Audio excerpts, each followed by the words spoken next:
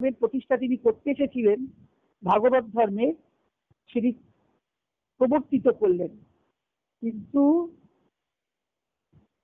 সেটাকে বিস্তৃত করলেন কে? বিস্তৃত করলেন, তাই জন্য অর্জুনও চলে যাবেন। তাই জন্য শ্রীকৃষ্ণ কি করলেন? অর্জুনের মতো আধার তো তৈরি করতে হবে, তাই অর্জুনের সঙ্গে তার বোন সুভদ্রার বিয়ে দিলেন। সুভদ্রার ছেলে হলো অভিমন্যু, তার ছেলে হলো পরীক্ষিত।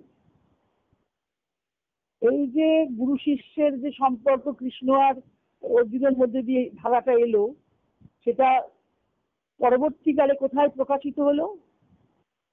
অর্জুনের সামনেও মৃত্যুর বিভীষিকা ছিল, আর এখানেও মৃত্যুর সামনে পরীক্ষিত দাঁড়িয়েছেন, তাকে অভিশপ্ত বুড়ির সাপে 7 দিন পরমায়ু।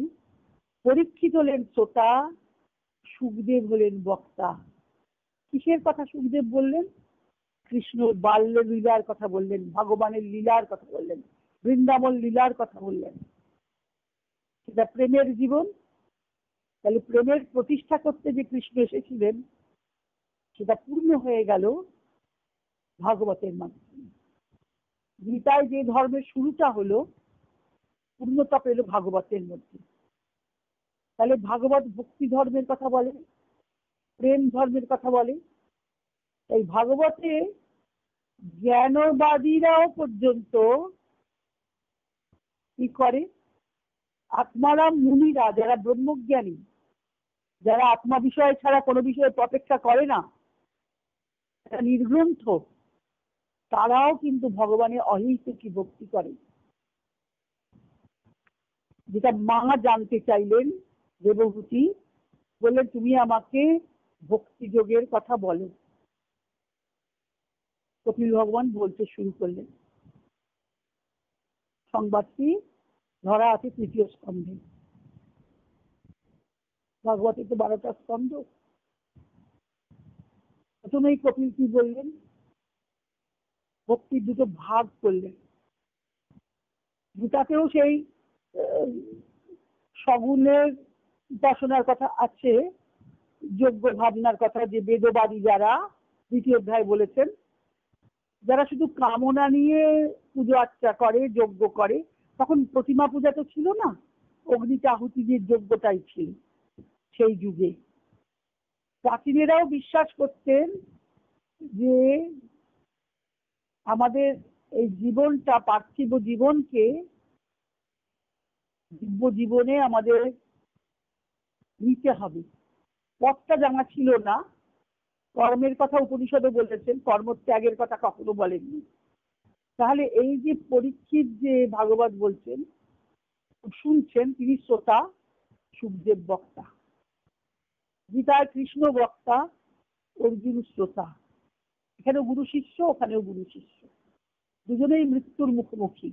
সংকট হচ্ছে মৃত্যুর সমস্যা, উত্তীর্ণ হতে হবে।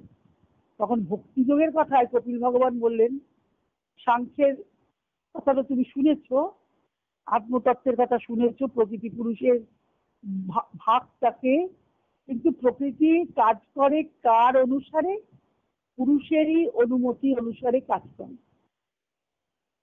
সেই পুরুষ আমার ভিতরেই আছেন, তাকে আমাকে খুঁজে পেতে হবে। সেটা না, যদি আমি শান্ত না হই, অনাসক্ত না হই, স্থির না হই, তাহলে তাকে খুঁজে পাবো কি করে? তিনি তো আছেন, কিন্তু তিনি আবরিত হয়ে আছেন। বলছেন ভক্তিও 2 রকমের হয়, একটা সগুণ, একটা নির্গুণ। সগুণ ভক্তিটা কি?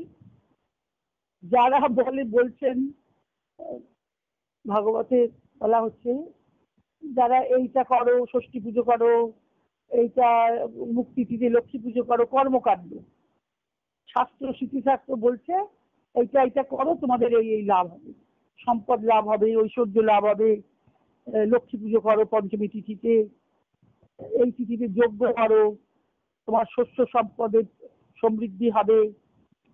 তাহলে এটা হলো কামনাযুক্ত যে ভক্তি, অর্চনা করছে তারা, দেবতার অর্চনাও পরে পরবর্তীকালে এসেছে আমাদের স্মৃতিশাস্ত্রের দ্বারা, যখন উপনিষদের যুগ শেষ হয়ে গেল। ভাগবতের যুগেও এসছে মুক্তি, কারণ মাকে বলে দিয়েছিলেন কপিল ভগবান, তোমাকে যে ধ্যান করতে হবে, তোমাকে ধ্যানযুক্ত হতে হবে। ধ্যানটা কার ধ্যান করবে তুমি? অব্যক্তের তো ধ্যান করা যায় না। আমরা এসেছি অব্যক্ত থেকে, পেছনে অতীতটাও অব্যক্ত, সামনেটাও অব্যক্ত, ব্যক্তর মধ্যে শুধু আমাদের এই জীবনকালটা।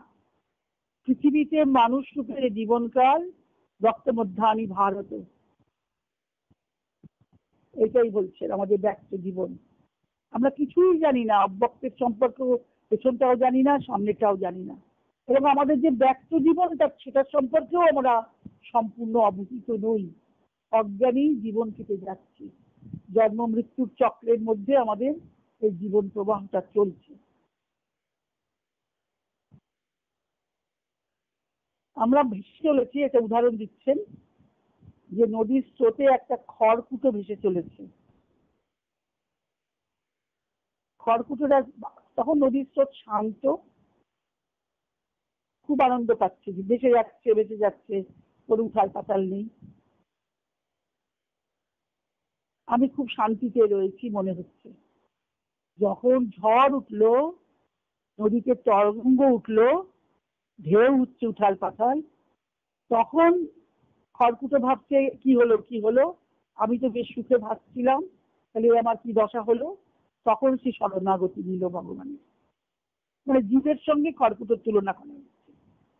তখন সে শরণাগতি নিল যে প্রভু আমাকে বাঁচাও, আমাকে রক্ষা করো রক্ষা করো। আমাদের সংসারী জীবের তো এই দশা। মা বলছেন যে, মাকে বললেন নির্গুণা ভক্তিটা কি? লক্ষণস্য নির্গুণস্য ভক্তি নির্গুণ নির্গুণাহি উদাহরিত। বলছেন কিরকম উদাহরণ, সেই ভক্তিটা কিরকম? অহৈতুকী অব্যবহিতা ভক্তি। নির্গুণ ভক্তির লক্ষণ কি? অহৈতুকী, কোনো হেতু নেই। তোমাকে ভালো না বেসে পারি না, সেজন্য মাকে বলেছিলেন তুমি আগে ধ্যান করো, তুমি নারায়ণের মূর্তির ধ্যান করো।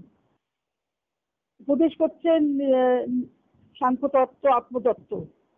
তারপরে বললেন তোমাকে সংযম করতে হবে, মনের একাগ্রতা আনতে হবে, প্রাণায়ামের দ্বারা তোমাকে প্রত্যাহার করতে হবে ইন্দ্রিয় থেকে, বিষয় থেকে ইন্দ্রিয়কে। তাহলে তোমাকে কিন্তু ধ্যান করতে হবে।